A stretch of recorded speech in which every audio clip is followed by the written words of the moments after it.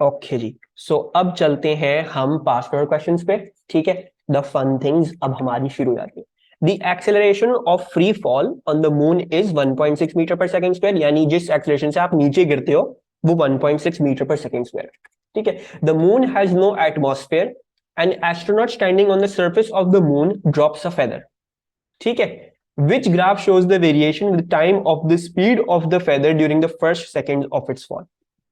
Okay, first of all, ठीक है Abdullah, you are correct. First of all देखो, acceleration of free fall की value दी हुई है 1.6 मीटर पर सेकेंड स्क्वायर। ठीक है, it has been given to you कि एक्सेलरेशन जो है वो 1.6 मीटर पर सेकेंड स्क्वायर है। सही है। दूसरी बात बोलते हैं मून हैज नो एटमॉस्फेयर। ठीक है, यानी कोई और फोर्स एक्ट नहीं करती, एक्सेलरेशन वो ही रहती है throughout the motion, acceleration वो है। So the actual thing they are trying to tell you कि एक्सेलरेशन जो है वो क्या है, वो constant 1.6 metre per second square है। स्पीड टाइम का ग्राफ दिया हुआ है, तो स्पीड टाइम का ग्राफ का ग्रेडियंट क्या था, वेलोसिटी टाइम का ग्राफ का ग्रेडियंट क्या था, एक्सेलरेशन थी। अगर एक्सेलरेशन कांस्टेंट 1.6 है तो ग्रेडियंट क्या होना चाहिए, कांस्टेंट 1.6 होना चाहिए। तो इसमें से देखेंगे हम कौन सी straight line which graph is giving us a constant gradient. ये नजर आ रहा होगा, ये कांस्टेंट ग्रेडियंट नहीं है, कॉन्स्टेंटली चेंज हो रहा है, right, the gradients are changing. इसमें देखोगे gradients are also changing over here. इसमें ये बोल रहा है कि एक्सेलरेशन जीरो है क्योंकि ये ग्रेडियंट जीरो बता रहा है, विच इज अगेन रॉन्ग। और इसमें हमें सबसे सही बोला जा रहा है कि इसमें आपके पास एक कांस्टेंट ग्रेडियंट है जो हमें चाहिए था। ठीक है, सबको क्लियर, किसी को कोई भी कंफ्यूजन इस सवाल में? ना। One first of your hardest questions. The graph shows how the velocity v of an object moving in a straight line varies with time from t equals to 0 to t equals to t. ठीक है, आपको दिया हुआ है velocity time graph. सही है, velocity time graph कैसे दिया हुआ है, जीरो से शुरू होती है, एक मैक्सिमम पे जाती है, फिर वापस जीरो पे आती है, फिर मिनिमम पे जाती है, फिर जीरो पे आती है। सो यहां पे सारी वेलोसिटीज पॉजिटिव है, यहां पे सारी वेलोसिटीज नेगेटिव है। ठीक है, which graph represents the displacement s of the object in time t equals to 0 to time t equals to t? ठीक है, ये सवाल मैं आप लोगों के साथ करूंगा। ठीक है, सबसे पहले तो हम इसमें क्या वर्कआउट करेंगे कि इसमें सबसे इंपॉर्टेंट चीज क्या है, what is the relationship. Velocity time दिया हुआ है, डिस्प्लेसमेंट टाइम पूछा हुआ है ना। तो हमें ये रिकॉल होती है ये बात कि वेलोसिटी टाइम ग्राफ का ग्रेडियंट क्या था, सॉरी, डिस्प्लेसमेंट टाइम ग्राफ का ग्रेडियंट क्या था, वेलोसिटी था।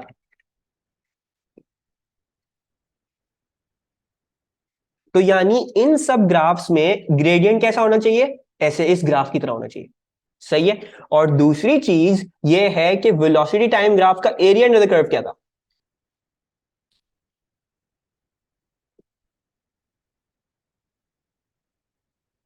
वेलोसिटी टाइम का ग्राफ बना हुआ तो एरिया अंडर द कर्व क्या होगा उसमें,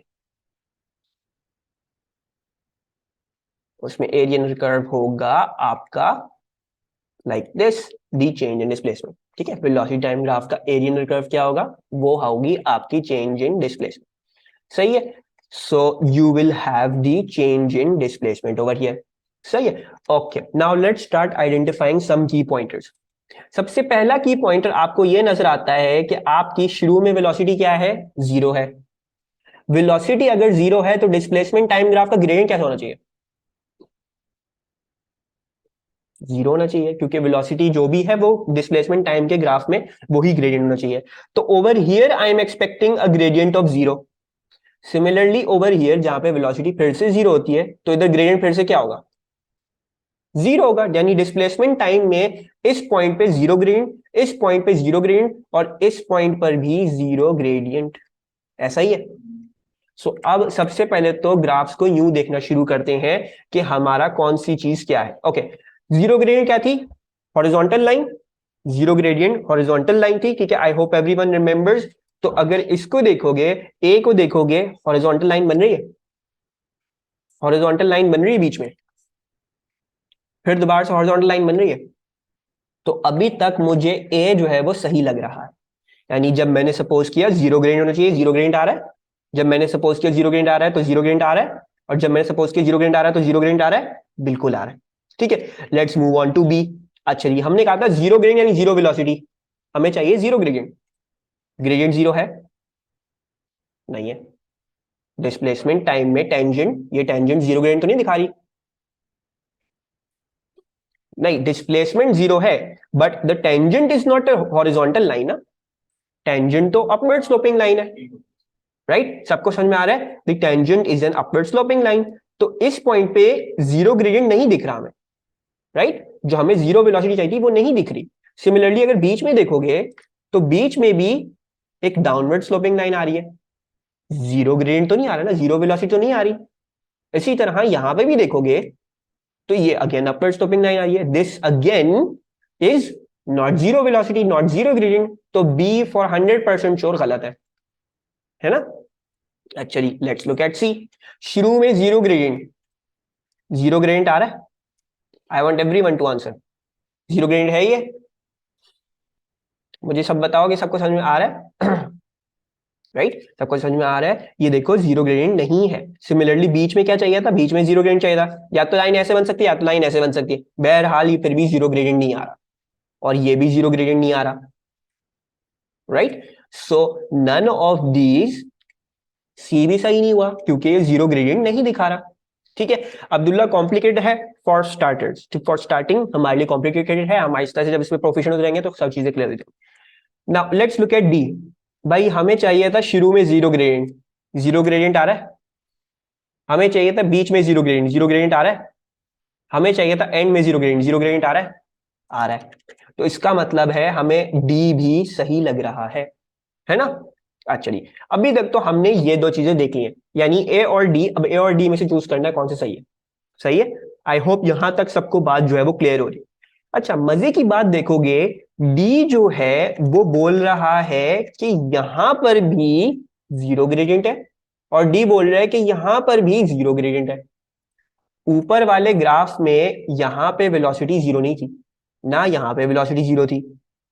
तो ये तो मुझे ये बोल रहा है, मुझे डी ये बोल रहा है कि वेलोसिटी यहां पे भी जीरो थी, यहां पे भी जीरो थी, यहां पे भी जीरो थी, यहां पे भी जीरो, और यहां पे भी जीरो। ये तीन पॉइंट तो सही है, लेकिन ये दो पॉइंट तो गलत आ रहे हैं ना। इधर तो वेलोसिटी टाइम ग्राफ में जीरो वेलोसिटी थोड़ी है। So can I conclude D is also wrong? Right? सबको समझ में आ रहा है? देयरफॉर ए हो गया करेक्ट, 110% हमें क्लियर हो गया, ए करेक्ट है। डी वाला दोबारा एक्सप्लेन करता हूं। अब्दुल्ला, अब्दुल्ला देखो, देखो हमें ग्राफ क्या कह रहा था? हमें ग्राफ कह रहा था कि D velocity is zero at starting, at middle and at end, है ना? Velocity time graph, velocity zero, velocity zero, velocity zero. हमने कहा gradient zero, gradient zero, gradient zero.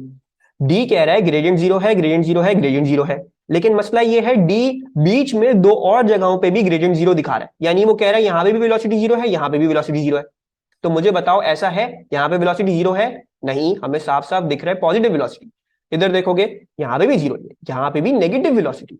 सो डी आपको जो दो और वेलोसिटी दिखा रहा है जीरो, वो क्या दिखा रहा है? वो गलत दिखा रहा है। ऐसा हो ही नहीं सकता, है ना? सही है अब्दुल्ला? एंड अब मैं जो हूं वो सारे पॉइंटर जो मैंने अब तक पढ़ा है वो मैं सब बताऊंगा, ठीक है? सो नाउ अब देखोगे, let's look at the other thing. Other thing क्या? यहां से यहां सबको नजर आ रहा है वेलोसिटी पॉजिटिव है एंड इंक्रीजिंग है। Does everyone agree? Velocities increase कर रही है और सारी पॉजिटिव है, ऐसा ही है। तो ग्रेडियंट कैसा होना चाहिए? पॉजिटिव एंड इंक्रीजिंग, है ना? डिस्प्लेसमेंट टाइम में पॉजिटिव एंड इंक्रीजिंग। तो ए को अगर देखोगे तो ऐसा हो रहा है, ग्रेडियंट इंक्रीज कर रहा है, कर रहा है, और पॉजिटिव है, सारी अपवर्ड स्लोपिंग लाइन है। तो ए तो ये भी मैचअप कर रहा है। ओके, उसके बाद देखोगे तो सारी वेलोसिटीज क्या हो रही है? डिक्रीज कर रही हैं, और लेकिन अभी भी सारी क्या है? पॉजिटिव है ना? सो इसका मतलब क्या है? ग्रेडियंट्स पॉजिटिव ही आने चाहिए, लेकिन फिर क्या होने चाहिए? डिक्रीज होने चाहिए।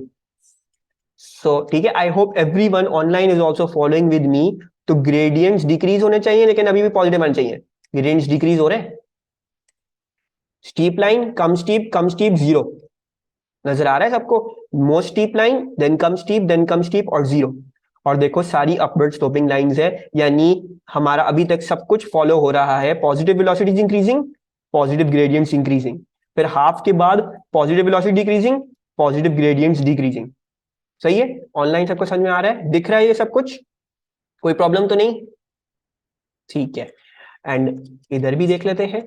इधर अगर हम देखते हैं तो वेलोसिटीज क्या है, नेगेटिव है और इंक्रीज कर रही है ना? दिख रहा है सबको ये कि 0 से -50 या कुछ इस पे जा रही है, right? It is going from 0 to a more negative value. I hope सबको दिख रहा हो। तो मैं नेगेटिव वेलोसिटी लिख रहा हूं विच इज इंक्रीजिंग, ऐसा ही है। देखो अच्छा, दूसरी बात हमें क्या समझनी है, वेक्टर्स में नेगेटिव का मतलब ये नहीं है कि एक छोटी क्वांटिटी है। वेक्टर्स में नेगेटिव का मतलब क्या है, डायरेक्शन, है ना?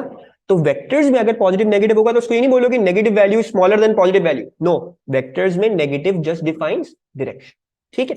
तो all of these velocities are negative but increasing, so all of the gradients must be negative and increasing, so that means कि आपकी सारी डाउनवर्ड स्लोपिंग लाइन आनी चाहिए और इंक्रीज करना चाहिए उनका ग्रेडियंट। ऐसा ही हो रहा है, नजर आ रहा है? सारे डाउन, ये जो है वो लाइन डाउनवर्ड स्लोपिंग है, ये वाली लाइन डाउनवर्ड स्लोपिंग है, ये वाली लाइन भी डाउनवर्ड स्लोपिंग है। और देखोगे क्लोजली तो ये कम स्टीप थी, ज्यादा स्टीप, ज्यादा स्टीप। ऐसा ही हो रहा है, सब कुछ मैचअप कर रहा है अभी तक। Isn't it negative decreasing? No, Alma, ठीक है, यही मैं एक्सप्लेन करता हूं। What I want you to be thinking vectors as, ठीक है, जैसे मैं -1 से लेके -15 तक जा रहा हूं, ठीक है? वैसे तो हम जब ऐसी नॉर्मली बात करेंगे, जब हम स्केलर से बात करेंगे, फॉर एग्जाम्पल ये टेम्परेचर था -1 degree Celsius to -15 degree Celsius, तो हम तो यही कहेंगे ना कि it is negative and decreasing temperature है। मसला क्या है, हम वेलोसिटी की बात कर रहे हैं जो एक वेक्टर क्वांटिटी है। तो ये जो नेगेटिव है इसका क्या मतलब है, ये सिर्फ हमें डायरेक्शन बता रहा है। तो अगर हमने राइटवर्ड इज पॉजिटिव बोला हुआ था तो आई जस्ट नो कि ये लेफ्ट की तरफ है, एंड आई नो ये लेफ्ट की तरफ है। और मैं इसको इंक्रीजिंग इसलिए बोल रहा हूं बिकॉज मैग्नीट्यूड इज इंक्रीज, ठीक है Alma? So when ever you are dealing with negative in a vector, उसको ये नहीं कंसिडर करना, उसको ये नहीं देखना कि मैथमेटिकली ये छोटा है, you need to consider the direction, ठीक है? अच्छा जी, सो आई होप ये भी दिख रहा हो। और मैं लास्ट पॉइंट भी जल्दी से क्लियर कर देता हूं, negative velocity is increasing, negative velocity is increasing to 0, ऐसा ही है ना? Negative, sorry, decreasing, my bad, -15 से 0, ठीक है? सो नेगेटिव है सारी, लेकिन 15 से 0 तक आई, ठीक है? फॉर एग्जाम्पल 15 बोला है, so that means the gradient of the graphs must be decreasing, and ऐसा ही हो रहा है। So downward sloping line confirming negative velocity, downward sloping line confirming negative velocity। और देखोगे अगर तो ये ज्यादा स्टीप थी, कम स्टीप और 0 वेलोसिटी। आई होप ये इस तरह से भी हमारी एक्सप्लेनेशन क्लियर हो और सबको क्लियर हो। एंड नाउ बस एक लास्ट चीज, ठीक है, हमने इस ग्राफ को पूरी तरीके से तो देख लिया है, पूरा पूरा सही है। एक लास्ट चीज सिर्फ अगर आप लोग अप्लाई मुझे करने दोगे, तो area under graph of velocity time क्या था, डिस्प्लेसमेंट। तो एरिया अंडर ग्राफ अगर इसको देखोगे तो ये क्या आ रहा है, पॉजिटिव, ये आ रहा है positive change in displacement, positive area above the x axis है, so this is some change in displacement, ठीक है? पॉजिटिव एरिया है, so I am taking this as a positive change in displacement. और अगर इसको देखोगे, इसको अगर हम इधर देखते हैं, सो ये सारा क्या है, नेगेटिव एरिया एक्स एक्सिस के below, so I will consider this as a negative area. Negative area का मतलब नेगेटिव चेंज इन डिस्प्लेसमेंट।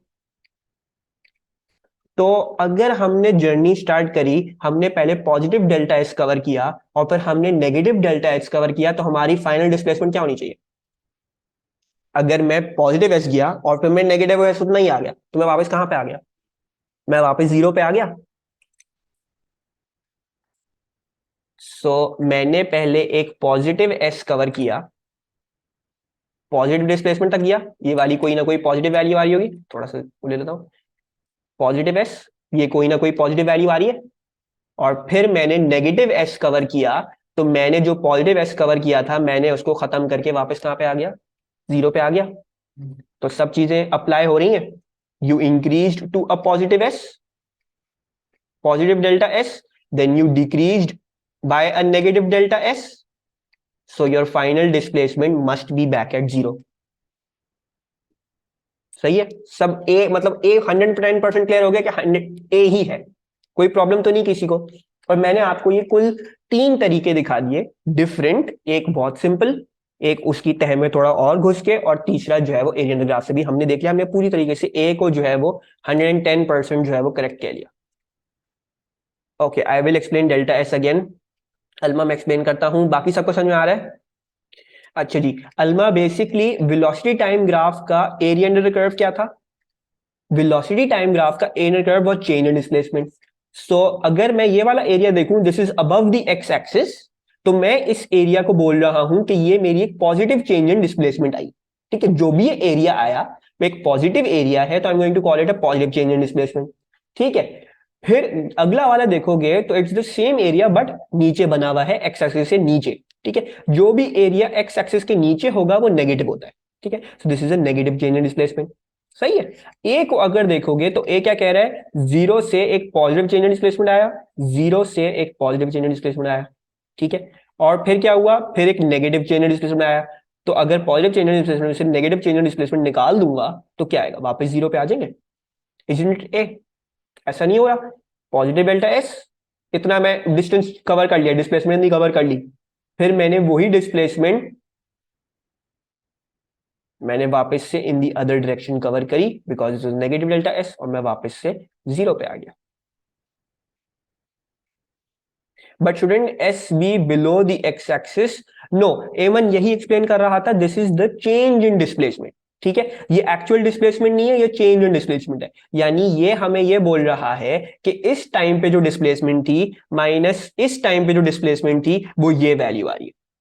ठीक है, तो यानी फॉर एग्जाम्पल अगर इस टाइम पे डिस्प्लेसमेंट थी 15 मीटर्स, और इस टाइम पे डिस्प्लेसमेंट थी 0 मीटर्स, तो 0 - 15 - 15 इस तरीके से आ रहा है। ठीक है, so displacement will not go in down below, ये सिर्फ ये बोल रहा है कि ये चेंज है, this is not telling you actual displacement, ये सिर्फ बोल रहा है कि इस तरह से डिस्प्लेसमेंट चेंज हुई। ठीक है, तो जो वैल्यू थी वो उस तरह से चेंज होके वापस से जीरो पे आ गई। A stone is dropped from a height of 20 meter above water.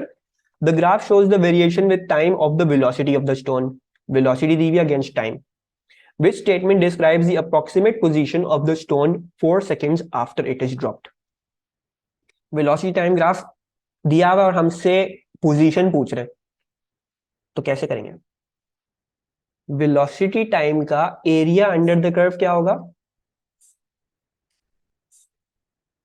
Will be change in displacement. अरे कर्व मतलब वॉट एवर द ग्राफ, मतलब लिटरली कर्व नहीं होना, कोई बात नहीं, whatever the area under the curve that will be our change in displacement. ठीक है, सो ये जो भी एरिया अंडर कर्व आ रहा है, लेट्स कैलकुलेट दिस, इससे हमें डिस्प्लेसमेंट मिल जाएगी। ठीक है, सो आपके पास ये वाला अगर देखोगे ट्राइंगल है, so half into base 2 seconds into height 20।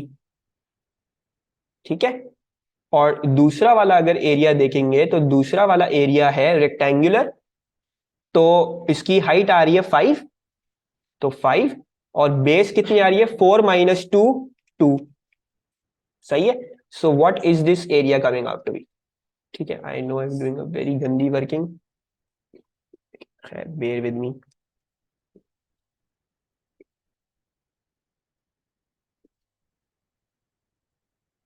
30 आ रही है? Am I getting 30 as the answer? I hope 30 जो है वो सबको नजर आ रहा है, एटलीस्ट इतनी मैथ्स तो आ रही हो। 30 आ रहा है ना? 20 + 5 × 2 10, 20 + 10 30। ठीक है, अच्छा जी, अब देखोगे थोड़ा सा क्वेश्चन को गौर से पढ़ना। A stone is dropped from a height 20 metre above water, यानी पहले जो स्टोन था वो पानी से 20 मीटर अबव था। ठीक है, उसकी जो यहां से लेके यहां तक हाइट थी वो 20 मीटर थी, है ना? अब वेलोसिटी टाइम ग्राफ बोल रहा है कि उसने 30 मीटर्स कवर कर लिए during the whole journey.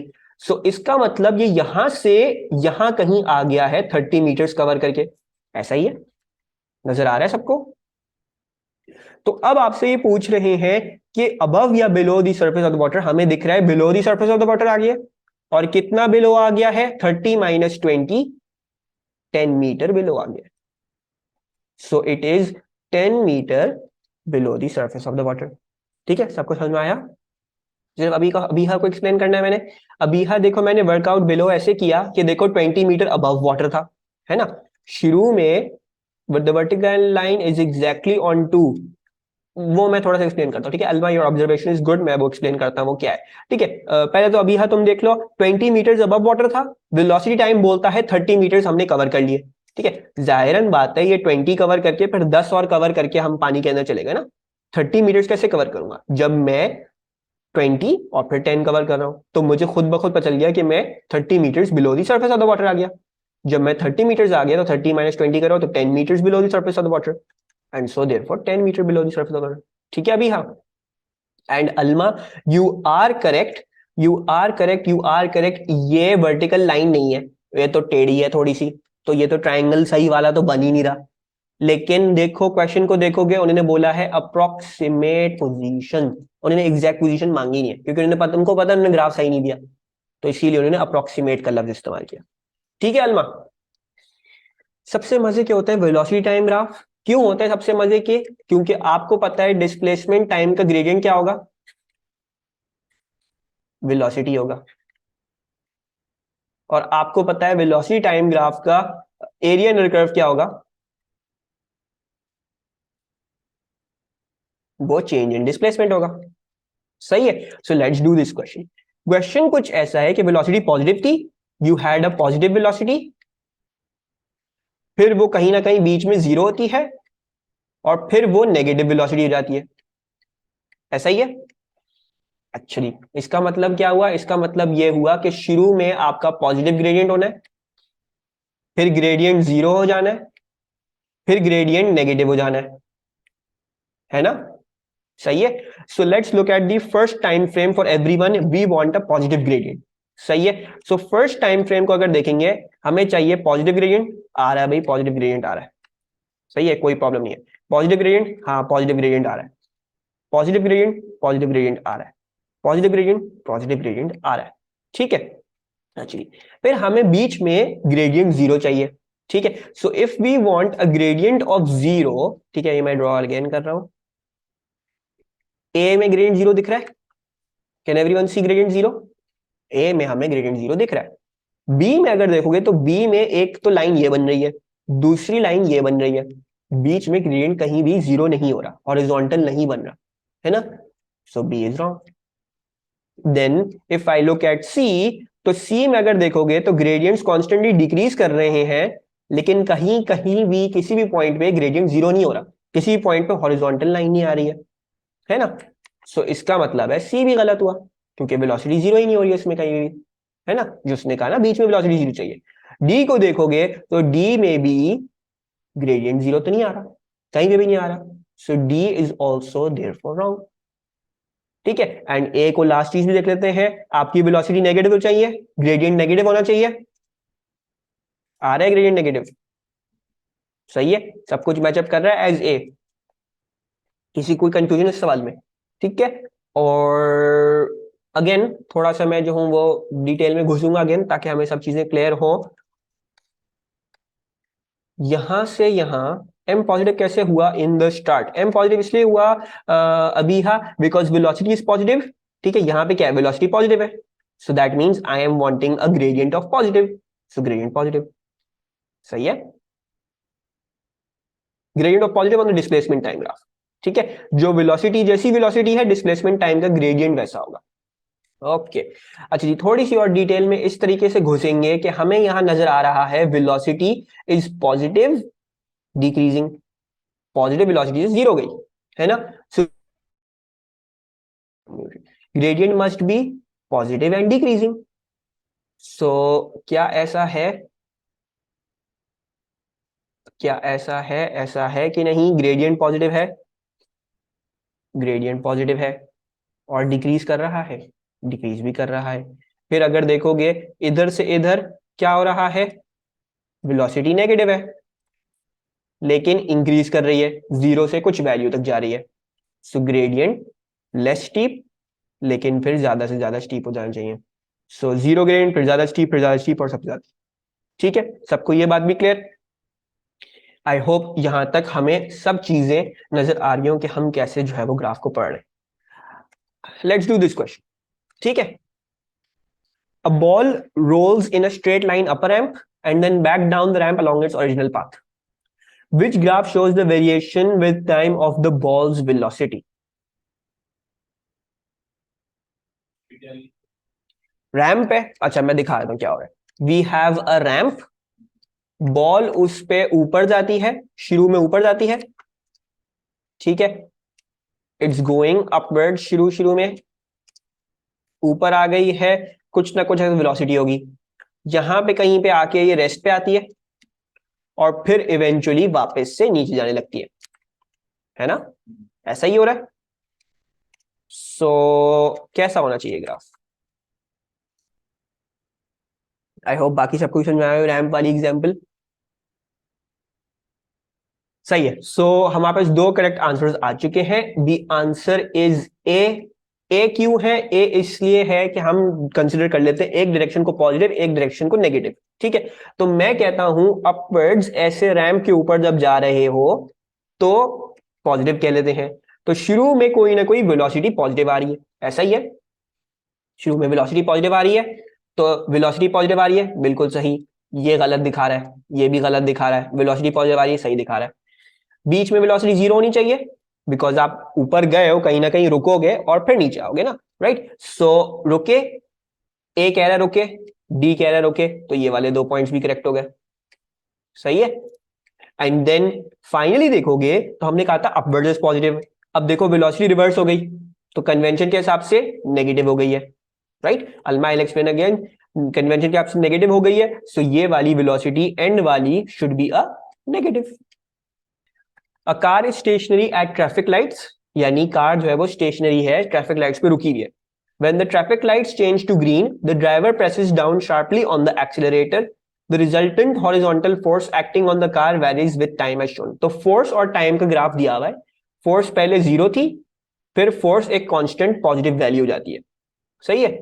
Which graph shows the variation with time of the speed of the car? तो कौन सा ग्राफ आपको स्पीड टाइम बिल्कुल सही दे रहा है? सबसे पहले तो सब थोड़ा सा कंफ्यूज हो गए होंगे, अभी तक तो हम स्पीड टाइम पढ़ रहे थे, ये फोर्स टाइम का ग्राफ भी दे दिया इन्होंने। तो प्लीज इसमें ज्यादा कंफ्यूज ना हो। फोर्स टाइम और स्पीड टाइम का भी रिलेशनशिप निकाला जा सकता है। क्यों निकाला जा सकता है? इसलिए निकाला जा सकता है क्योंकि इस एग्जाम्पल में force equals to mass into acceleration. Mass constant है, ऑब्वियसली एक गाड़ी है तो गाड़ी का मास तो कांस्टेंट ही होगा, ऐसे तो नहीं ना बीच मोशन में गाड़ी का मास ही चेंज हो गया, नहीं होगा ना। तो can I say force is directly proportional to acceleration? Mass अगर कांस्टेंट है, कांस्टेंट प्रोपोर्शनलिटी हटा दूं तो प्रोपोर्शनल साइन आ जाएगा वापस, तो force is directly proportional to acceleration. ठीक है, तो यानी इसका मतलब यह है कि जैसा फोर्स का ग्राफ बना हुआ है वैसा ही क्या होगा, एक्सेलरेशन का भी ग्राफ होगा, राइट? तो इससे हमने पहले अंदाजा लगा लिया कि एक्सेलरेशन जैसी, मतलब फोर्स जैसी है वैसे एक्सेलरेशन भी होगी। ठीक है, अच्छा नाउ इफ यू सी, सबसे पहले तो आपके पास जीरो एक्सेलरेशन है, बिकॉज बिकॉज आपके पास जीरो आ रही है। अगर वाई एक्सिस पढ़ोगे तो जीरो आ रही है। If you look at acceleration तो यहां पे जीरो आ रही है एक्सेलरेशन, बिकॉज हम वाई एक्सिस से पढ़ सकते हैं उसको।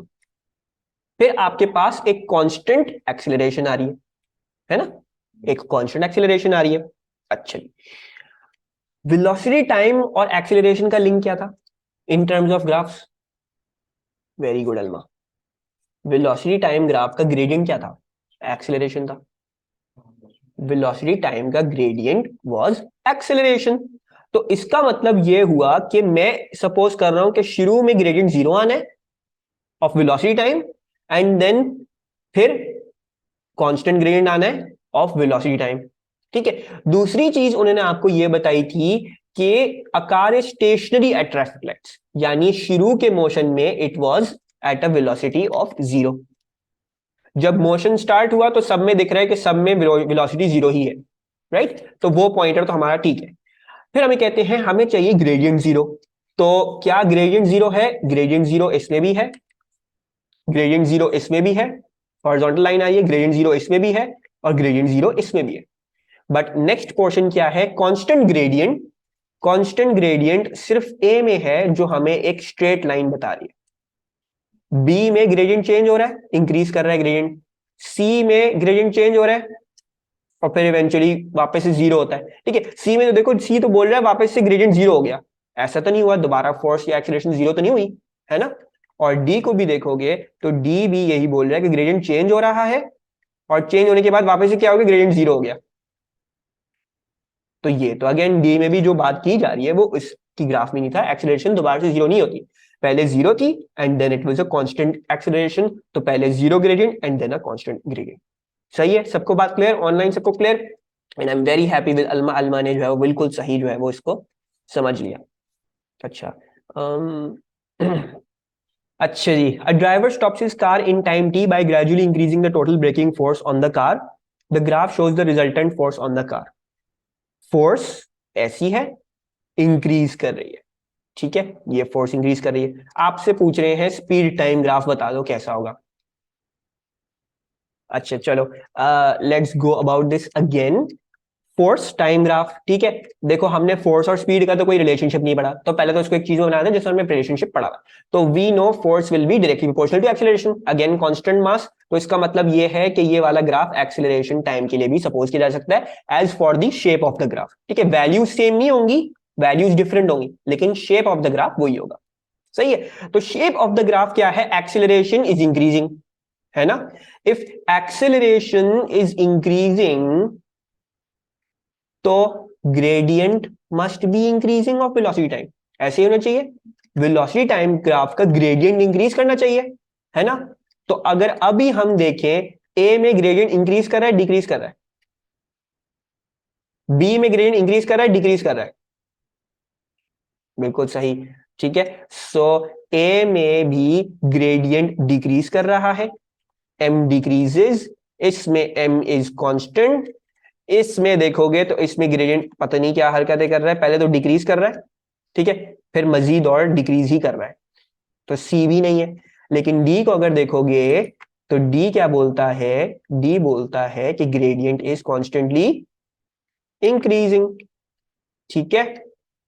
और सब ने जो है वो फिर मेरी एक्सप्लेनेशन के बाद जो है वो चीटिंग करके आंसर सही बता दिया है, लेकिन चलो अल्हम्दुलिल्लाह सबको समझ में आ रहा है। सो इसमें ग्रेडियंट इज इंक्रीजिंग। दूसरी बात ये देखोगे, एक्सेलरेशन शुरू में क्या थी, जीरो थी, एक्सेलरेशन शुरू में जीरो थी, तो शुरू में ग्रेडियंट क्या होना चाहिए था, जीरो होना चाहिए था। तो शुरू में अगर ग्रेडियंट जीरो होना चाहिए था तो शुरू में ग्रेडियंट जीरो आ रहा है, आ रहा है, आ रहा है ना, ग्रेडियंट जीरो नहीं आ रहा। ग्रेडियंट जीरो क्या होता है, हॉरिजॉन्टल लाइन होती है, ठीक है। शुरू में ग्रेडियंट जीरो आ रहा है, सबको ऑनलाइन ही समझ में आ रहा है, शुरू में gradient zero. The velocity time graph for a train starting at one station and stopping at the next is shown. ऐसे वेलोसिटी टाइम ग्राफ दिया हुआ है, ऐसे और इस तरह से, ठीक है। Another train has double the acceleration, तो ये वो बोलते हैं कि दूसरी कोई एक ट्रेन है जिसकी एक्सीलरेशन डबल है, फिर सेम मैक्सिमम स्पीड आती है एंड द सेम डिसेलरेशन, ठीक है। तो मेरे हिसाब से अगर मैं आप लोगों के लिए चीज आसान करूं, वो ये होगा कि अगर एक्सीलरेशन ऐसी है, डबल होनी है एक्सीलरेशन, तो मेरे हिसाब से तो ये इस तरह से बन जाएगा ग्राफ, टाइम कम होगा, ठीक है, वो सही बात है। तो एक्सीलरेशन डबल हो गई, ठीक है, then you have the same maximum speed, ऐसा ही है। अच्छा जी, और फिर सेम वेलोसिटी और सेम डिसेलरेशन, तो ग्राफ कुछ ऐसा होना चाहिए, ठीक है। लेकिन अगर ग्राफ्स को देखोगे, सारे ग्राफ्स को देखोगे, तो सारे ग्राफ्स यही बोलते हैं double the acceleration, same maximum speed, same deceleration. यानी जैसा हमने एक्सपेक्ट किया था कि डबल एक्सेलरेशन होनी है, देखो सब में डबल एक्सेलरेशन है, मैक्सिमम स्पीड भी सब में वही है, और देखोगे तो एंड की डिसेलरेशन भी वही स्ट्रेट लाइन बन रही है। तो अब ए बी सी डी में से कैसे चूज करूं कौन सा ग्राफ सही है। Yes, Abiha, perfect. अबीहा ने बोला, एक को भूल जाओ, अबीहा ने बोला सेम डिस्प्लेसमेंट होनी चाहिए। सेम डिस्प्लेसमेंट क्यों होनी चाहिए, क्योंकि ये वाली ट्रेन जो एक स्टेशन से दूसरे स्टेशन पे जा रही है दूसरी वाली ट्रेन भी उसी स्टेशन से दूसरे स्टेशन पे जा रही है, तो जो इसकी चेंज ऑफ डिस्प्लेसमेंट आ रही है उसकी भी वही चेंज ऑफ डिस्प्लेसमेंट आनी चाहिए। और हमें पता है वेलोसिटी टाइम ग्राफ का एरिया अंडर द कर्व क्या होता है? Yes, so it is displacement, right. So यानी इसका जो एरिया अंडर कर्व आ रहा है, जो भी वैल्यू आई इन सब में देखेंगे एरिया अंडर कर्व क्या आ रहा है, सब इसमें से जिसका भी इसके बराबर आ गया एरिया अंडर कर्व वो सही ग्राफ होगा, क्योंकि दोनों सेम स्टेशन के अक्रॉस ट्रेवल कर रही हैं। So let's calculate. अच्छा जी, इसको मैं कैलकुलेट करूंगा using the formula of a trapezium. ठीक है, इसको मैं ट्राइंगल्स में तोड़ के रेक्टेंगल में तोड़ के उस तरह से नहीं कर रहा। ट्रेपीजियम का फॉर्मूला याद कर लें, काफी हेल्प होती है। ट्रेपीजियम का एरिया का फॉर्मूला होता है हाफ इंटू ए प्लस बी इंटू हाइट। ठीक है, तो ए प्लस बी क्या हुआ, ए और बी में भी फॉर एग्जाम्पल ये दो साइड्स होंगी जो दो आपकी पैरेलल साइड होती है। ठीक है, और हाइट क्या होती है, हाइट होती है the distance between the parallel sides. So the height is going to be something like this. सही है जी। सो हाफ, अच्छा जी, ए को अगर देखोगे 1 box 2 box 3 box 4 box 5 box, so A is 5 boxes. B को देखोगे तो 1 box 2 box 3 box 4 box 5 box 6 7 8 9 10 11 11। Height क्या है, 1 2 3 4 5 6 7 8 into 8। So let's calculate. 2 8 cancel, ये 4 बच गया। 5 plus 11 is 16, 16 into 4 I suppose is 64 unit square. यानी मेरे हिसाब से तो I am getting 64 area under curve. ठीक है, सो नाउ लेट्स सी कि किस इस ग्राफ में से किसका 64 आ रहा है एरिया अंडर कर्व। इसको अगर देखोगे so half into 1 2 3 4 5 5, then 1 2 3 4 5 6 7 8 9, then 1 2 3 4 5 6 7 8। Area निकाल के देख लेते हैं। 5 प्लस 9 इंटू 4, तो ये आ रहा है 56 unit square, which is wrong. B को देख लेते हैं, तो हाफ इंटू, ठीक है, आई ने कैलकुलेट कर लिया और आई भी correct. 1 2 3 4 5 6 plus 1 2 3 4 5 6 7 8 9 10 into 1 2 3 4 5 6 7 8 8। If you calculate this, आपके पास ये 64 आ रहा है, यानी 110% B will be the correct answer. B is correct. ठीक है, सबको समझ में आया? मैं बाकी दो नहीं कर रहा क्योंकि बिला वजह का जो है वो क्लास जो है वो लेंथी होगी, उसमें कुछ फायदा नहीं है उन दोनों को सॉल्व करके, वो नहीं आने वाले 64। ठीक है, इज एवरीवन हैप्पी? कोई कंफ्यूजन तो नहीं, कोई प्रॉब्लम तो नहीं?